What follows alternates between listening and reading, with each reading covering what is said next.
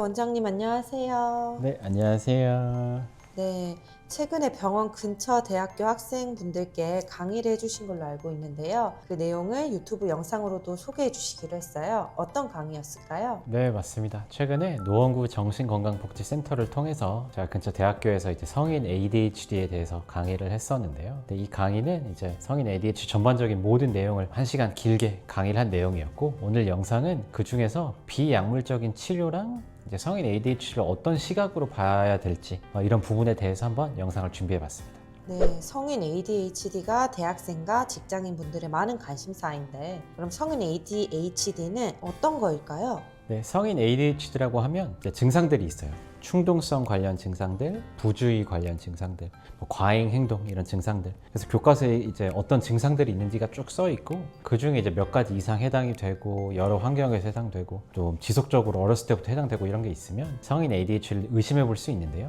근데 사실 이런 증상들만 가지고 설명하기에는 ADHD가 되게 좀 부족한 느낌이 있어요. 왜냐면 사람마다 ADHD가 어떻게 발현되는지는 각각 되게 다르고, 나의 ADHD랑 저분의 ADHD랑 되게 증상도 다르고 느낌이 되게 다른 경우가 많기 때문에 이건 개개인의 성향이라고 봐야 될 수 있는 부분들이 있어요. 그래서 성향이라고 하면 이제 장점과 단점이 다 같이 있는 그런 거라고 봐야 되는데요. 그래서 이제 의사의 역할로서는 장점을 좀 극대화시킬 수 있고, 단점을 최대한 줄일 수 있는 생활 패턴이라든지 습관 이런 것들을 좀 이제 조절할 수 있게 도와주는 게 제 역할이라고 생각을 하고, 근데 이제 성인 ADHD를 가지신 분들 본인도 이제 내 장점이 어떤 거일지 내 단점이 어떤 거일지 이런 것들을 좀 알아가면서 조절하는 게 되게 중요할 것 같습니다. 네, 그럼 성인 ADHD를 하나의 성향으로 보고, 왜냐면 정신과 치료라는 게 결국은 원장님이 평소에 말씀하시는 대로 앞으로 어떻게 잘 살아가는지가 중요하기 때문에 그 성향을 잘 살려보자, 이렇게 결국은 접근하게 되는 거군요.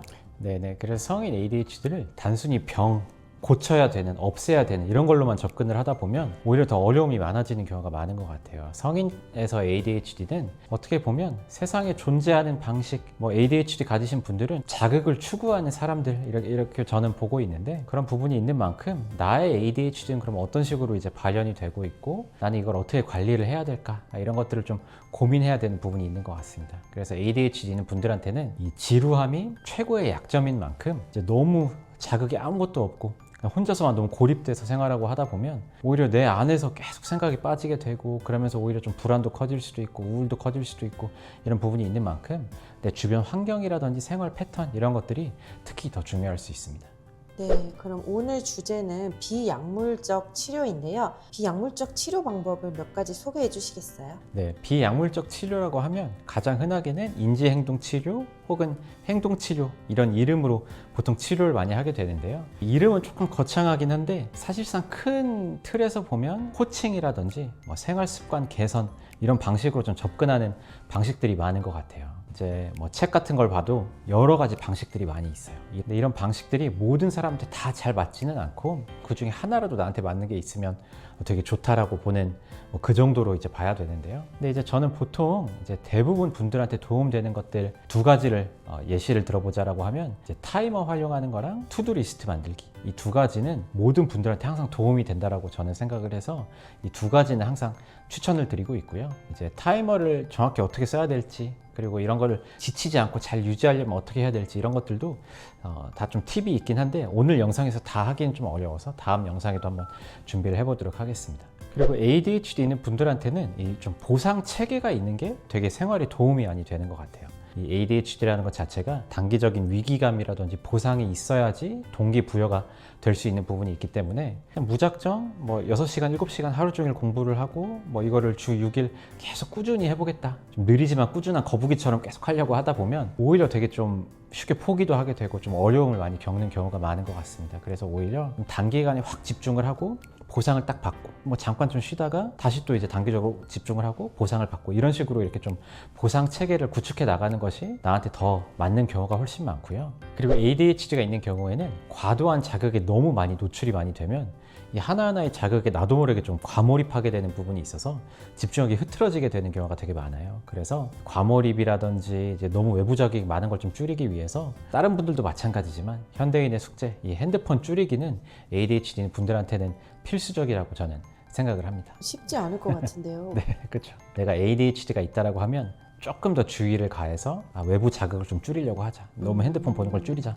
이게 좀 필수적으로 봐야 됩니다. 그리고 마지막 비약물적 치료 중 하나는 이제 외국에서 요새 명상 이런 거에 대한 연구도 많이 있는데 너무 외부로 이제 시선이 계속 밖으로만 향하고 있으면 뭔가 이제 하나하나에 좀 집중하기도 어렵고 이제 오히려 집중력이 더 떨어진다라고 해요. 명상이 제가 느끼기로는 주의를 이제 내부로 좀 끌어들이자. 외부에 향해 있는 내 시선을 내 생각이라든지 감정, 내 감각 이런 거에 좀 집중하려고 해보자. 이런 시간을 보내는 건데 명상이 나한테 집중하는 거라고 보면 될까요? 그렇죠. 내 생각은 어떤 걸까? 뭐 내 감정은 어떤 걸까? 내가 어떤 생각을 하는가 이런 거에 네, 대해서 네. 관심을 기울이는 거군요. 그렇죠. 네. 이제 뭐 외부 자극 아무것도 없고 그냥 나만 이 공간 안에 있다라고 하면 그냥 나랑 같이 있어보자 뭐 이렇게 보는 거라고 봐야 되는데 이제 그런 연습이 이제 진짜로 외부 자극이 딱 하나 터졌을 때 집중하는 그 몰입도에 훨씬 더 도움을 준다고 연구에서 나오고 있습니다. 제가 이 강의를 준비하면서 여러 가지 자료들을 찾아보다 보니까 되게 도움되는 말들이 되게 많더라고요. 그래서 저도 팁 몇 가지를 이번 영상에서 준비를 했었는데요. 첫 번째는 약이 나한테 도움된다라고 하면 약물 치료도 적극적으로 고려해보자. 약에 너무 의지하면 당연히 안 되겠지만 약에 대해서 너무 과도하게 거부감을 느낄 필요는 또 없기 때문에 내가 쓸 수 있는 도구 중 하나다 이 정도로 생각해 보면서 ADHD가 있는 분들 중에 한 20-30%는 약이 도움이 안 된다라고 해요. 그래서 도움이 안 되면 어쩔 수 없고 부작용이 너무 심하면 어쩔 수 없지만 부작용 없고 도움되는 부분이 있다라고 하면 어떻게 보면 되게 빠르게 증상 호전이 될 수 있기 때문에 약물 치료도 적극적으로 고려하는 것도 좋을 것 같고요.